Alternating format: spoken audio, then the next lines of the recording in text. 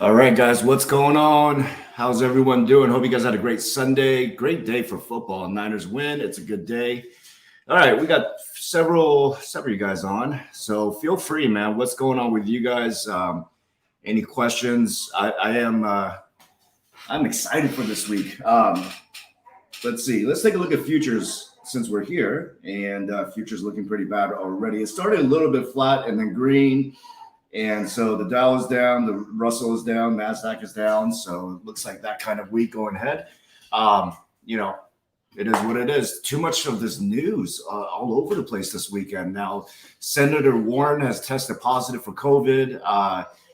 UK is talking about shutting down. New York is talking about shutting down in January. I don't know how credible that information is. I saw a news clipping on it.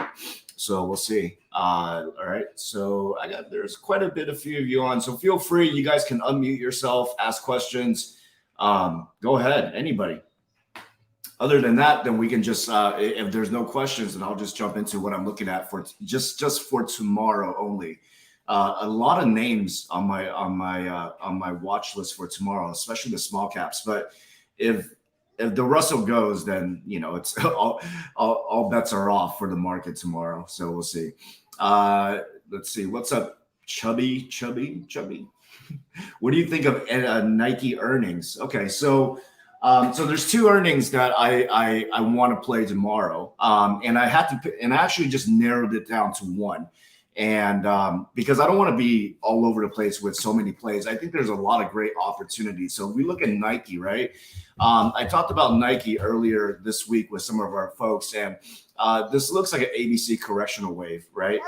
So this is wave A, wave B, and wave C would be back down to potential 146 or below. We know that there's significant gap down here, or gap fill area, all the way down to, I want to say 134. So Nike could see a significant dip in earnings. So I don't know the fundamentals, that's going to, that they're going to report for tomorrow, but it definitely, at least a chart perspective, it's bearish. Okay. But of course, if they have great earnings, it beats expectation. They set great guidance, which I don't know if they're going to set great guidance. Not a lot of companies are right now for 2022. So I would say that if you want to play the puts, I think that would be a safer bet.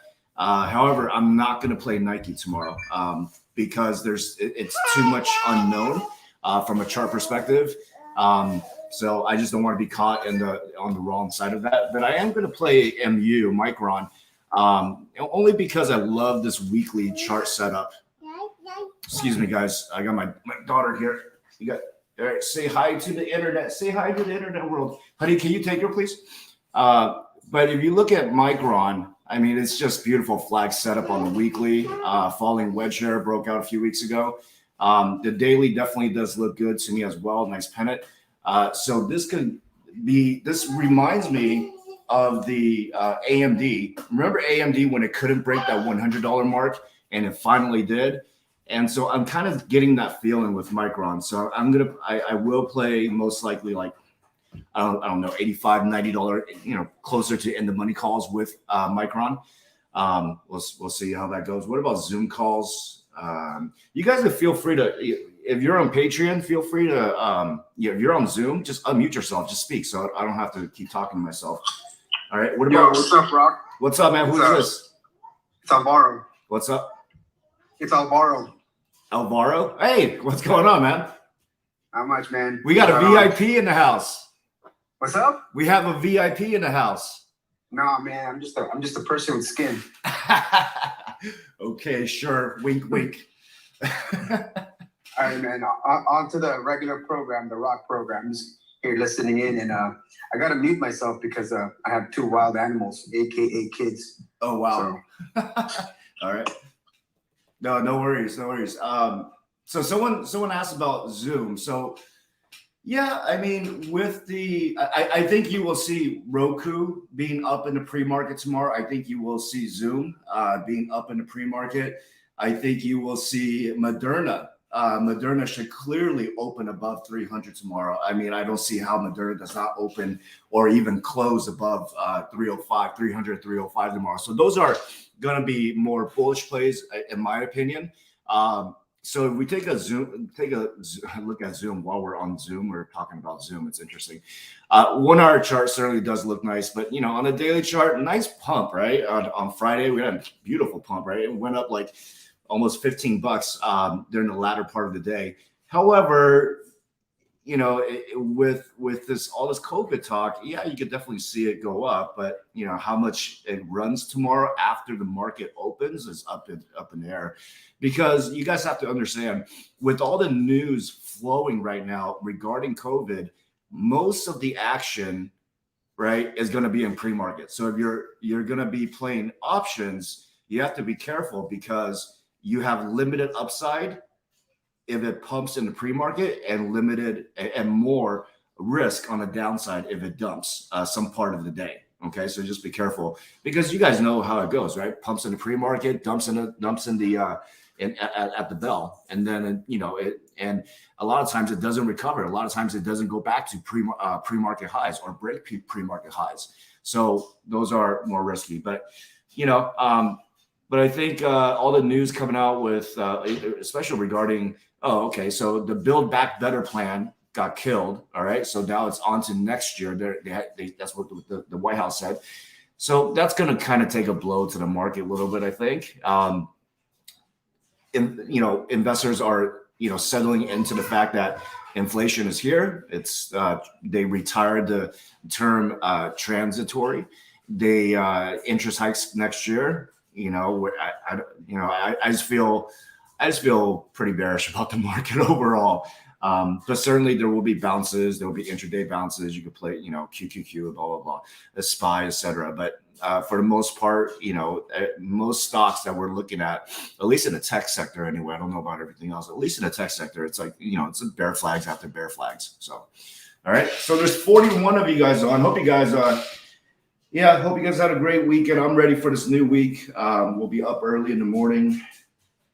But yeah, I got Micron on my screen here. Another one I'm looking at, some of you guys have been mentioning RCL, Carnival Cruise, or not Carnival, Royal Caribbean. Was it Royal Caribbean, right? Why is Royal Caribbean $72 in COVID? And they just reported 44 cases on deck this weekend. You know, it's I don't know why this stock pumps, but it is. But this is RCL is a great opportunity, actually. If I pull up the RCL chart, RCL, okay, yeah, it's got you know what? Back in early December, it actually filled the gap on the way up. All right, now it's down, pumped on Friday. Everything just pumped on Friday. And I have a pretty good reason. I understand the reasoning for the pump on Friday was quad witching too. So quad witching, a lot of options expire, a lot of balancing, rebalancing. And so I'm pretty sure that's what caused the pump on Friday, at least in my opinion. But no reason the market pumped away on Friday the way that it did on Friday, which is really interesting. So we'll see what happens tomorrow. All right. OCGN, yeah, of course. So yeah, you know, Zoom, Moderna, Roku, OCGN, 20% up after hours on Friday. So you're going to see that possibly run in the pre-market as well. And that's due to the fact that, you know what, I think OCGN is so undervalued. You know, it's so undervalued because they have the EUA, emergency use authorization applied, and so we should be hearing from the FDA regarding that. And they're applying for use with you know, ages 2 and up. So with Pfizer showing that their product or vaccine is not developing the immunity in a 2-year-old in toddlers is significant for Bharat Bio out of India, which licensed their Covaxin to OCGN exclusively here in North America. And also in the future, you're looking at potentially other countries that want to buy Covaxin, but it must WHO approval. This is why I'm so bullish on OCGN, and I don't care if I'm red on OCGN. It doesn't matter, because their future has already, I would say, The first step to their future was WHO approval, which they received.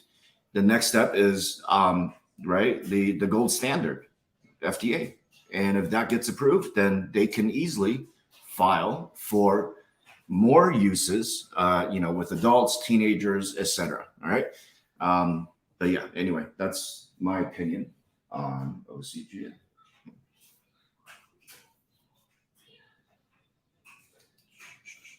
Anyway, okay, so that's RCL, OCGN. All right. Anything else?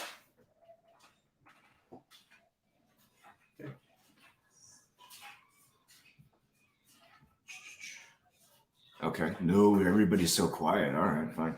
Okay, BFRI. I'll talk about BFRI. 89% short interest. This thing's gonna fly if small caps get some pump this week. 89% short interest reminds me a lot like SPRTsupport.com when we bought it at 9, it ran to 60. Remember that? This has even a smaller float, which makes it really, really interesting. So we'll see. This one I'm interested in this coming week. A couple other names like Stern, STRN, BFRI, LVNG is also on my watch. LVNG or is it LGVN? Sorry, let me just pull that. Yeah, LGVN. This one is approximately, I think, over 50% short interest as well. Chart looks pretty decent in terms of it kind of found a floor. Here you can see the anchor VWAP here. Daily VWAP line is right at let's say 15, low 15s, and it's sitting there. And it jumped up on Friday a couple bucks, about 10%, 10-15% on Friday. So this could be worth a watch. I mean, lots of potential on the upside. So we'll see. BFRI is a good one. LGVN, we'll see. All right. Should be fun. All right. Should be fun for some of these short squeezes. When the market goes bad, we tend to see more short squeezes. And of course, AMC, GME is going to go up. They ever get your thieves? No, they didn't. Actually, the police just kind of dropped. Well, they didn't drop the case, but it's on their radar. But what are they going to do? I survived. Nobody was hurt. They're just going to treat it as a normal, robbery. So, anyway, SPI. Yes, I hold a position SPI, down significantly on SPI. But look at that. At least we got something out of Friday's little pump here. We hit 360 at the lows, and then we recovered over $4 on Friday. So, it is what it is. Continued Apple holds. Yeah. So Apple. Let's talk about Apple. Sure. So futures, let's check in. Let's check in here on futures once again. On my phone here. Yeah. Going a little bit deeper on the Dow and Dow futures.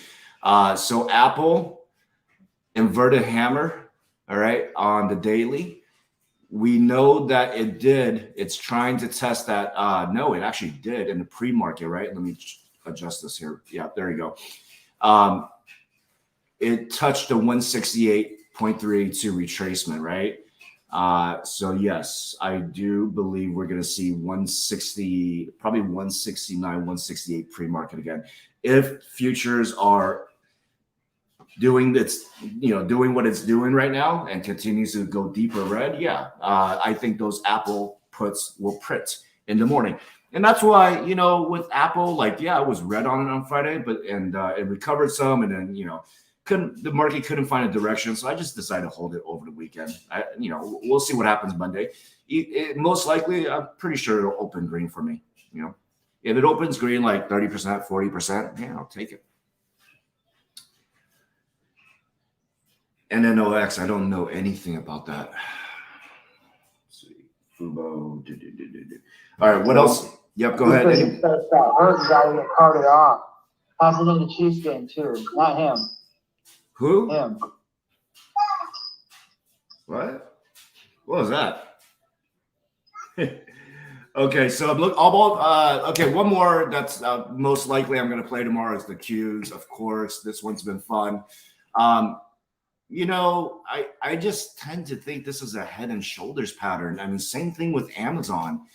I understand the Friday, I just hope that bulls do not get trapped into this week. If my assertion is correct regarding this week, I hope bulls are not expecting a Santa rally.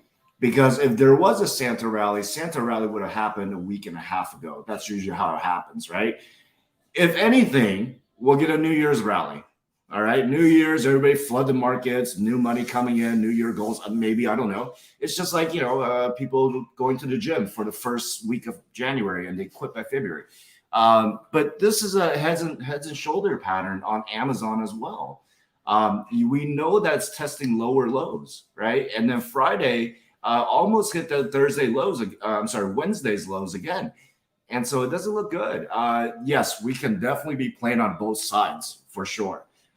We did puts on Friday morning at the bell, right? And then when I saw that thing started flipping around on me, I cut the puts real quick and I bought same day, zero DTE calls, lotto. One went 115%, another one went 40%, 50%, something like that. So it was fun. It was fun. Amazon's like my favorite scalp right now. Top favorite. High risk for sure, but high rewards for sure. All right. You can see, if you look at the Amazon chart, right, we had an inverse head and shoulders here, and that's why it exploded, right? So this was a very good setup, you bet your ass we played this. That was fun. But now this is looking pretty bearish if I'm looking at this pattern here in the last couple of weeks here. Okay. Whoa, how did I do that pencil thing? That's weird. Thoughts on Biden's COVID? Well, of course, anytime Biden starts speaking, the market dumps. Okay, so it's going to dump. It really depends on what's going to happen in the next 48 hours, right? And regarding all these COVID cases, will other metropolitan U.S. cities start reporting, exponential, like a surge in cases, hospital beds, deaths, even. My feeling is that Biden will do the best he can to calm the markets down. If he says things like, there's no plans for a shutdown or any, or traveling restrictions, I think we'll bounce back. We'll bounce. But the only thing that's still looming, a dark cloud cover over the market, is the fact that inflation and rate hikes, and all that's going to start piling on. If it's not COVID, it's inflation or rate hikes.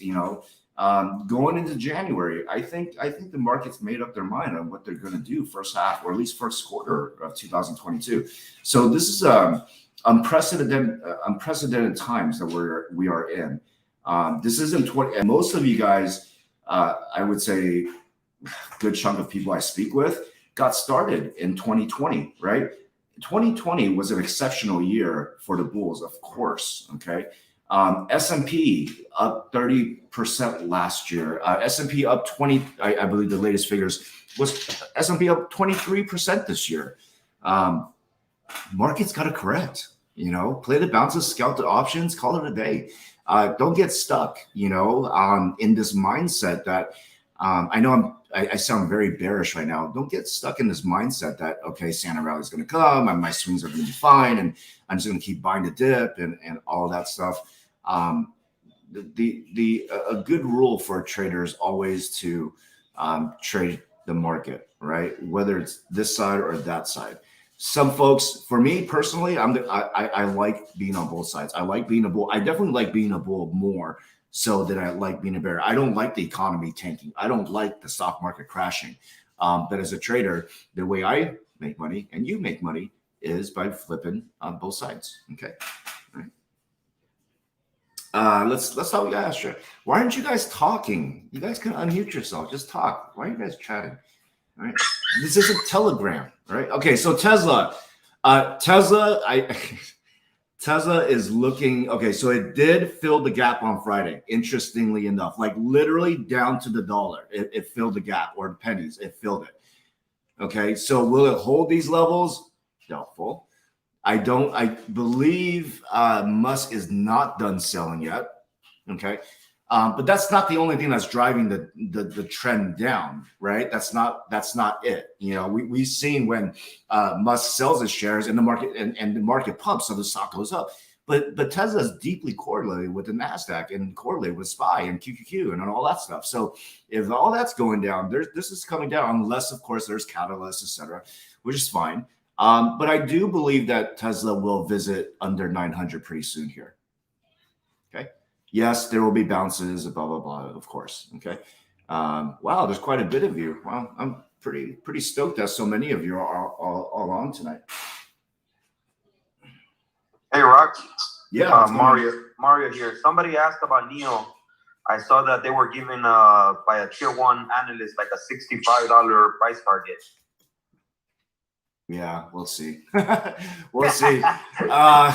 You know, I played NEO, I think earlier this year, last year. I haven't touched it since. It's just has so much crap with China, right? It's you know, the fear of delisting. It's the you know, we saw what happened with BABA. We saw what happened with China stocks. This kind of moves in that direction in sympathy or correlation with Chinese stocks, right? Like, I mean, and, you know, NEO at its highs was like $67 back in earlier this year.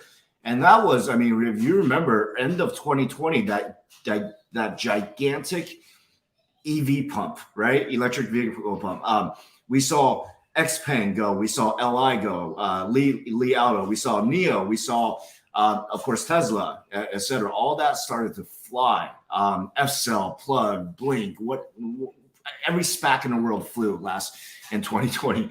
But anyway, to your question, I don't know. I did see some news clippings on their NEO day. I don't know. You know, it's a toss up. Now, NEO at $30 is pretty, or I'm sorry, 40. What's it at right now? NEO. It's at like 30. Okay, it's at 30. Okay. Yeah, if you look at the Chinese market, though, it's kind of bearish. If you look at Yang, which is like the ETF that they use, it's a 3 times spare ETF. It's trying to break through. Yeah. At least BABA's holding up well, I suppose, right above the 100. But I don't know, you know, I don't know why NEO is the way it is right now. I mean, it's such a great company. They have cars. They, you know, they got all the right technology, but you know, I don't think the U.S. market appreciates it. So the U.S. market is going to continue to, you know, play Tesla and invest in Lucid, et cetera. $30 seems significantly undervalued in my opinion. I think fair market NEO should be about 50. In my opinion, it should be about 50. But unfortunately, the market is just throwing slamming everything down right now or selling off. All right. New to the team, listening, learning. What's up, Lee? Good to see you. Thoughts on NEO? Talked about that. How's Fubo? So Fubo got a nice jump on Friday along with all the small caps. See, here's the thing though, you know, I definitely love to see I love to see all the small caps run on Friday, but I just feel like I just got that feeling it was just a good pump, right? It was just, you know, a lot of people flooded the markets, bought the dip, etc. So we'll see what happens tomorrow with Fubo and some of my favorite small caps like OCGN, etc. You know, it's so hard to tell right now, and the Russell is dumping right now.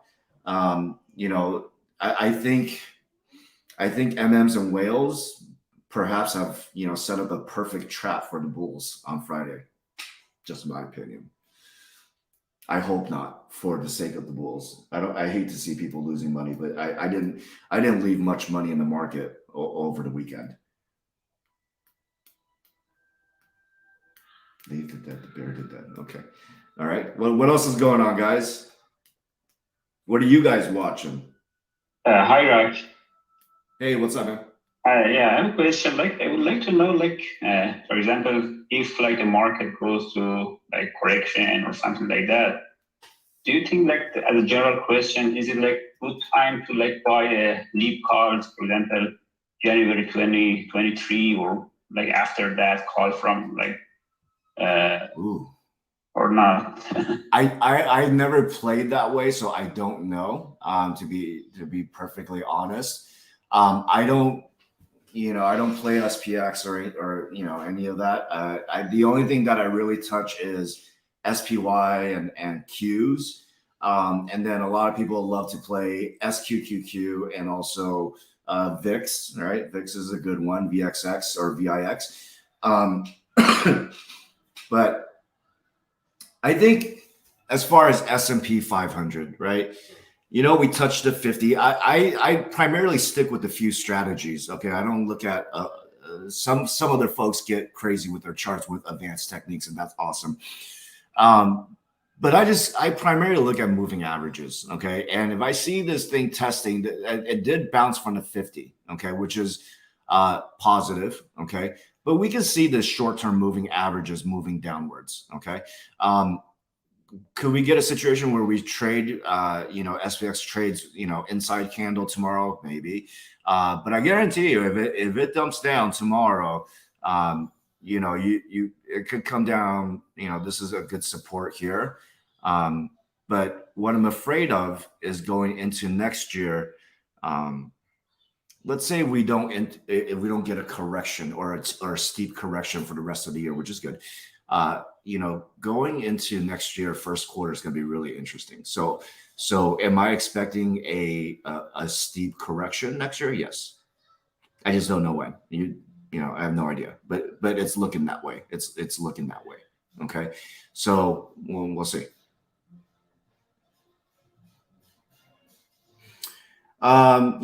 Someone's asking about developing watch lists, including services and subscriptions. So Trade Ideas is a scanner that you should be using. It's about $100 a month or more. I pay for the $228 one, so the premium versions, but you could go for the $129 version, which is fine. So scanners, you should be using that. You should also take advantage, but if you're not at that level in terms of how much you can spend on tools, then you can use finviz.com. They have a free version scanner. And that's very useful. You can find great swings that way. They have great technical scanners. So FinViz, I recently started using option flows like flow algos, stuff like that. Tradedix. I can't even pronounce that thing. That's something like Unusual Whale. So I subscribed to that, trying to learn the algos and learning options flow as I go along here. So it's quite interesting, but take these information for what it's worth. Some of it could be deeply manipulated, in my opinion. So yeah, you can definitely use Unusual Whales, things like that. Other than that, I subscribe to. I still use StockCharts.com. I use TradingView. I use TrendSpider. I use primarily more TrendSpider. I do like TrendSpider's user interface, quite friendly. They definitely do have a lot of free indicators for you. Even ones that I have no idea what they are. I don't use a whole ton, but I go through some of them and just kind of learn these new indicators because they're quite interesting, right? I think TradingView has a ton of indicators too, but what TradingView is very popular because users can write their own scripts as well, right? And I believe you could do that with TrendSpider, and you could create custom alerts and things like that, or scans. I haven't messed around too much with that, but yes, to answer your question fully, don't be afraid to spend money on tools. If it helps you to become a better trader, helps you to refine your watch list, helps you to make decisions faster, then you should absolutely pay for it. Yeah. All right. What else? What else is going on, Neo? Hey man, you ready for Christmas? It's tomorrow. Yeah, I think so. Nice. Yeah, well, I mean, we haven't. I'm thinking, I can't believe Christmas is this week, isn't it? It's crazy. This year just flew by. But anyway, yeah, the kids' gifts are done. The shopping lists are done. I just have to go figure out what my wife bought me, if she bought me anything. I don't know if she bought me anything this year. I'm kidding. Yeah. She buy you another Movado? No, I actually bought my own Movado. So we haven't put up the Christmas tree yet, but because we're still trying to settle into the new place. So, but we're ready. Yeah. We usually do Christmas Eve dinner, opening gifts and all that stuff. So it's pretty cool. So yeah, I'm ready. I'm actually ready to go to Hawaii too. I'm actually looking forward to that more. Oh yeah, it's gonna be some good weather, man. Out here in DC, right now it sucks. It's pretty cold out here. I bet. Mark is just waiting for you to go on vacation so it can do another bull run. Oh yeah, I'm sure it'll likely do that. Sure, that's fine. If while I'm gone, feel free to just go buy anything. But the good news is I'm still trading in Hawaii, but I can't. 5-hour time difference with the market's crazy. I just like, oh man, what am I gonna do? But I'll still trade. In the morning, everybody will be sleeping anyway, so I might as well do some trading. Okay. Hey, John. What's going on? It's Emma here. What's up? I know that you said that you were mostly interested in playing MRNA this week, MRNA, because that's what you're most familiar with. What are your thoughts on NBAX, though, going into the week with the WHO approval or the WHO nod last Friday and awaiting like the European emergency use approval most likely this week, and with all the COVID news, do you think we could see it run up? Usually, let me check. Usually Moderna and NBAX run together, if I'm not mistaken, correct? I mean, if you see Moderna doing well, right, NBAX will do well, typically. You can see the chart is somewhat the candle bars or the candlesticks are similar over the last couple of days. So, but yeah, I mean, heck, this looks like a great setup, right? It's consolidating within this range. You got a little bit of, flag forming here. So higher lows, higher highs, lower highs, higher lows. All right. So yeah, that's what it looks like. It looks like it's ready to break out, doesn't it? So I don't follow NBAX very much. That's why, but I do follow Moderna closely. So that's why I typically follow Moderna. But this looks good. Definitely looks better than a Moderna chart. So you said, okay, cool. Yeah, I just wanted your opinion. Yeah, you said they have approval coming up, or like when?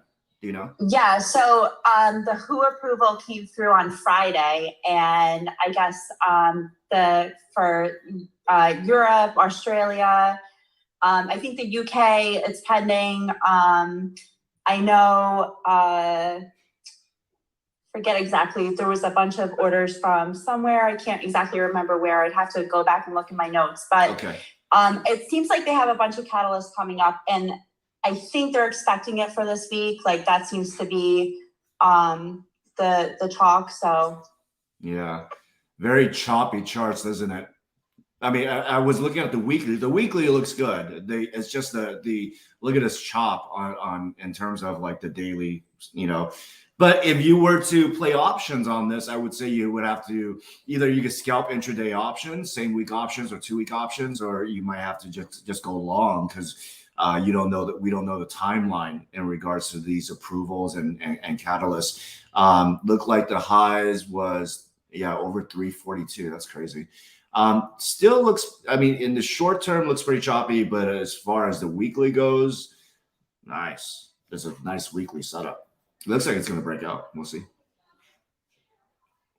thank you. Yeah, you're welcome. Of course. Yeah, I just, I played NBAX a couple of times. It's like, I can't get a hang of it. But I just tend to think that if you're going to play NBAX, you can play Moderna. If you're going to play Moderna, you can play NBAX as well. So I don't like to play both. I really like to stick to one that I can really get a grasp on.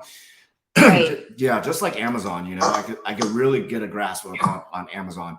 Amazon, one of my favorite plays, but a lot of folks do AMD, a lot of folks do strictly QQQ, Nvidia, Microsoft. I know one of the coach on the team loves to just play Microsoft all day long. So, and that's okay too, right? I mean, you don't have to have like a huge watch list every day, right? You can just play a few stocks every single day and, limit the number of transactions that you have, the trades that you're making.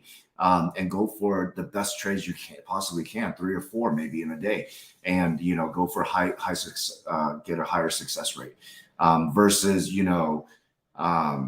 watching 20, 30 stocks, it's mind-boggling. You can't do it.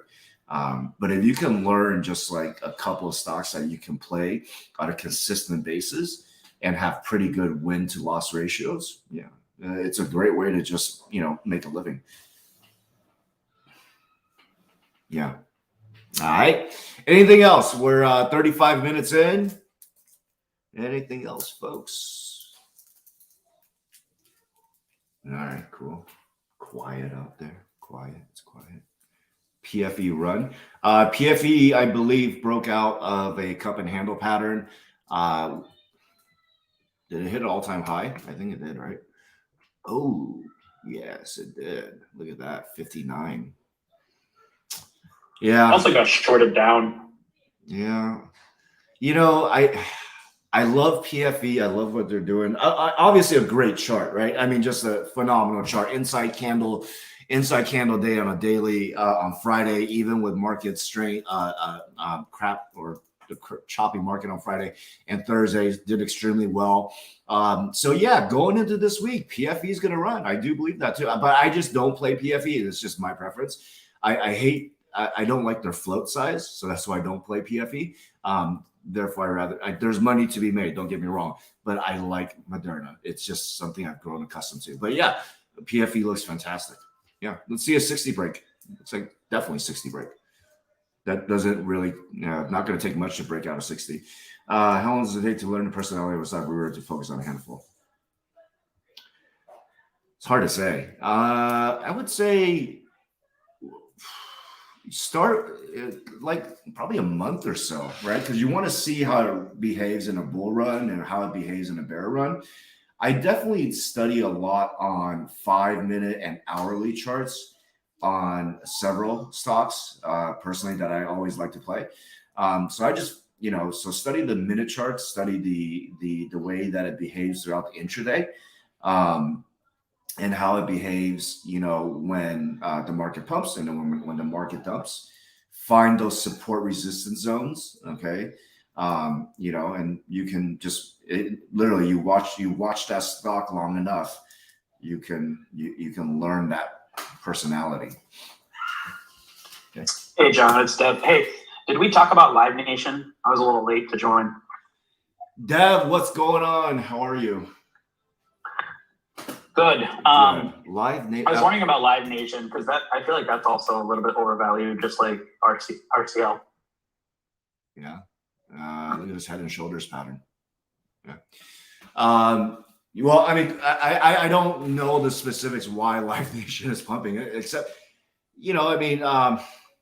let's see what happened. Let's see, December 6th, it jumped to 113. I guess people thought it was just like a reopen play. Yeah, it's a reopening play. Yeah, I mean, October. Yeah, look at this bad boy. Ran to 126. I think it also gapped up on earnings, right? I think this. Yeah, there you go. There was earnings they beat or whatever, and it just gapped up to 126. Oh, pretty nice. And now it's retracing, filled the gap down finally. All right. Why it's why I don't follow the stock typically. Why it's at 105, I don't know. Sometimes the market makes no sense, right? You figure Fubo will be pumping because, well, if there's lockdowns and people are getting COVID, they're going to need streaming service, and Roku should be going, and then streaming stocks should be definitely flying off the hook, but it hasn't, not completely yet. I mean, Zoom did a little bit, but why is Live Nation? I don't know. Maybe perhaps just the conjecture that, this country is not going to lockdown, and before it goes on lockdown, they're going to, there's going to be riots if there's going to be another lockdown. So perhaps people are just buying this dip. Could be a great opportunity. Thanks. Yep. Yeah, we're still holding Lucid. Yep, Lucid's got to get out of this $40 range. What do you think about Stern? Stern's on my watch list this week as well. It likes to do the morning flushes, comes back over 6, finally broke out this week. So I do like Stern this week as well. So yeah, it's one of those IPOs that has just crazy low floats that people love. Right? I mean, look at the 2-hour chart, just keeps breaking out. All right, there you go. Okay. And let's see. Yeah, probably going to do one of these. Yeah, probably could see lower sixes or even test 6 and then make another move. I mean, as far as the pattern goes, great pattern. Yep. SENS, I like SENS this week. I'm watching that as well. Low float, small cap bio. Man, got a pretty good increase on Friday. I like it. So we'll see what happens with SENS. EXP, don't know EXP. Re-asking to bring to top of it. How do you size entry? If you're talking about options, right? For me, I set appropriate dollar amount on the play or a percentage of my portfolio. When I play options, though, the percentage of portfolio into that play is not as high as if I was buying commons, if that makes sense. So you're gonna have to watch it with options. When I buy options, I usually go full size or full amounts. All right. I don't average up typically. Okay. If it's a scalp, I will leave myself some opportunity to average down if it's a longer put or a longer call. All right. Unless something crazy and it just blows up my charts and the stock market crashes. I don't know. But I will set an appropriate amount according to, in proportion to my portfolio. And then once I set that, I play it, take profit on the way up, trim all the way down. I usually trim like 1/3 at a time, or maybe if I buy, let's say, for example, 10, I'll sell 2 at a time, or sell, 4 at a time, 3 at a time. It just all depends on the situation, what's going on with the market, what's going on with that stock, etc. It's all very situational, but I try to not oversize, on options plays. So for example, we're down on lucid calls. Okay. But I know I got time. I still got time on that, and I can afford to average down. Now, when I got into those lucid calls, this is a great question. When I got into those lucid calls, I did not go full size. Okay, I literally dabbled at it, and it gives me opportunity to scale down, or average down if I need to. Okay. John, what's your thoughts on the short week this week and volume? What's your prediction of volumes? Low volume? Low volume typically going into Christmas, of course. Yeah, just like Thanksgiving, right? Obviously, the market is closed on Friday, and Thursday, take a day off. I love trading, so I'm just going to trade anyway on Thursday. But yeah, as the first, Monday, Tuesday, good volume. Wednesday slows down. Thursday, play the morning pumps and dumps or whatever, and call it a week and go on vacation for the rest of the Christmas week, and then come back the following week, and then we got New Year's too. So New Year's following that. So but you're gonna see. I still think you will see selling pressure in the markets going into the end of the year. Tax loss selling or insiders selling for taxes, etc. That's obviously can hurt the stock. Obviously cause a few sell-offs here and there. But man, if as much as I want a Santa rally, I just don't see it. I could be wrong, but and I'm wrong a lot. I just don't see that Santa rally coming like last year, because everybody's trying to trend or base charts on or seasonality on last year's seasonality. And I hope you guys figure this out. I mean, last year's seasonality is not. It's just not this year. It's just not what you think it is as far as the market goes. It's just not what you think it is. So the liquidity is not there anymore. Yeah, exactly. You're right. And guess what? Next year, think about that. Liquidity is going to be even worse next year. So, we'll see. What do you think about upstart calls? Upstart took my money last week, I think. So that's the thing, right? Like if a stock repeatedly takes your money, just stop playing it, because I like Upstart, I like Affirm, okay, the fintechs, but I mean steep correction, obviously, from literally $400 pump. Goodness gracious! I mean, we got the gap filled, all right, from earnings last quarter. August. Okay. Gap definitely filled. Volume shelf, point of control. People bought it. Okay. I know I took a few, or was it Affirm? I did a few upstart puts, I think, on Friday and made a little bit, like 15% on that. But good luck if you're holding shares or anything like at $200 and $300 levels. This is in a steep correction mode. I wouldn't worry too much about, oh, this looks like a daily candle, like a hammer. You just hop over to the hourly chart if you want, right? And just play the bounces.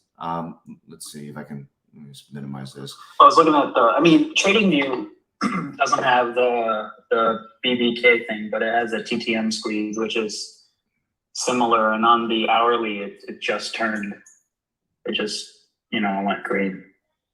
Oh, really? Okay. So maybe a bounce play, I was thinking. Yeah, it could be. I mean, it definitely looks like it, right? I mean, found support on this lower lows trend line. Excuse me. All right, found the support, broke free a little bit, and I mean, the hourly looks okay. So if you want to play some calls, probably it could see 150. If there's anything worth in the market to pump over, any good news, etc., it might come back over 145, right? We see that volume shelf here. And if it goes higher, then great. Then, secure some profits on the call side. But if this doesn't hold, man, it's going to retest this 128 again. But you can see, at least on the 2-hour chart here, since the big drop off from 300, lower lows. So my point is, don't get long calls. If you want, get long puts, but play the upside when it bounces. All right. Do you know what they do, by the way? I gotta go, guys. I gotta grab dinner. Sorry. No, I know they're a fintech. They're they do a whole lot of online lending. I get tons of emails from them. They send me mail. They want to give me money. That's all I know, and it's quite annoying. Same thing with the firm. Oh, if you guys heard of Lendio, is Lendio a publicly traded company? If it is, I'm gonna short the shit out of it. Sorry, I'm gonna short the heck out of it because they started calling me last week, right, on my cell phone. Hey, John, we just need 3 months of your bank statements to approve your loan. And they literally sent me an email directing me to send them bank statements. And I'm like, this is very aggressive lending. I wonder what's going on, And so it's interesting that some of these companies are aggressively trying to get business. I don't know, but anyway, side topic.